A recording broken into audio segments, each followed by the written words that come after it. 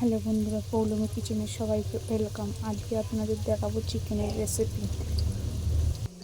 Chicken রান্নার জন্য নিয়েছি চিকেন 1 কেজি। চিকেন রান্নার জন্য নিয়েছি পেঁয়াজ লঙ্কা কেটে আর আদা রসুন ছাড়িয়ে নিয়েছি। এবার এগুলোকে সব মিক্স করে নেবো। আর এখানে কড়াইতে আলু ভাজতে দিয়ে দিয়েছি। আলুটা ভাজা হবে। মশলাগুলো পেস্ট করে নেবো শিলবাটায়।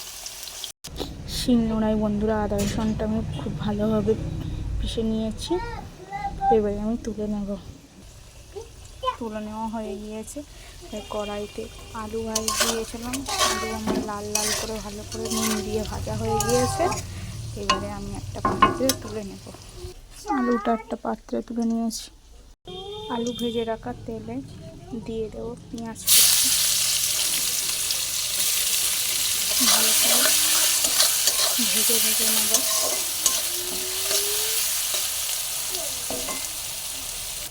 পেঁয়াজটা লাল করে খুব সুন্দরভাবে ভাজা হয়ে গেছে। এবার আদা রসুন বাটাটা দিয়ে ভালো করে ভেজে নেব।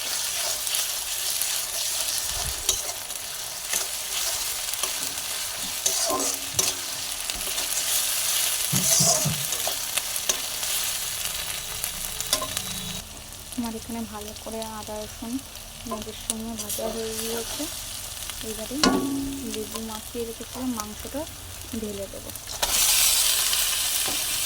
দিয়ে ভালো করে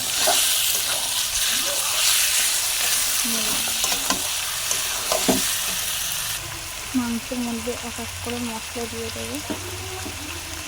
হলুদ গুঁড়ো, লঙ্কার গুঁড়ো,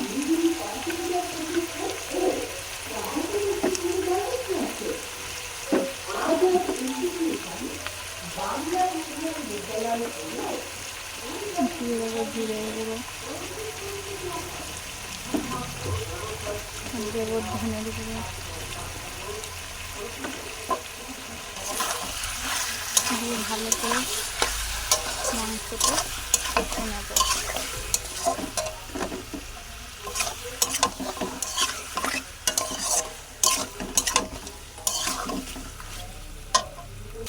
আর দেবো স্বাদ মতন নুন।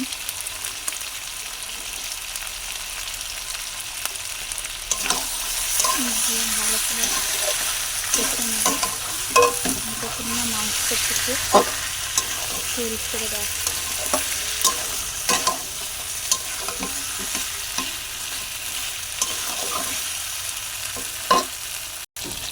দেখতে পাচ্ছ বন্ধুরা, মাংসের গাছেতে কত সুন্দর তেল ছেড়ে দিয়েছে।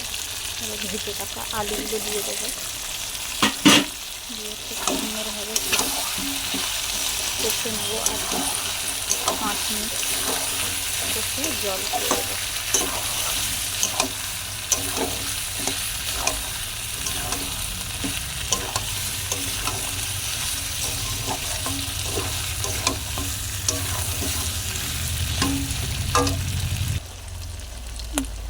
মাংসের সাথে আলুটা খুব ভালোভাবে আমার কষানো হয়ে গিয়েছে। কালারটা দেখতে পাচ্ছ কত সুন্দর এসছে। এবারে আমি একটু জল দিয়ে চাপা দিয়ে দেবো। মাংসের জল দেওয়ার জন্য আমি আলাদা গরম জল বসিয়ে দিয়েছিলাম, সেটা দিয়ে দেবো।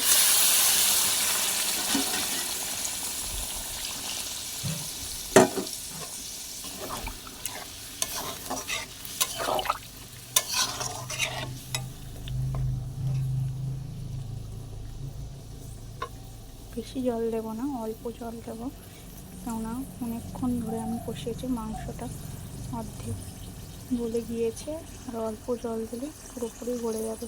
তাই আমি থালা দিয়ে চাপা দিয়ে দেবো। 10 মিনিট হয়ে গিয়েছে। 10 মিনিটের পরে তুলে দেখবো কেমন হয়েছে মাংসের কালারটা।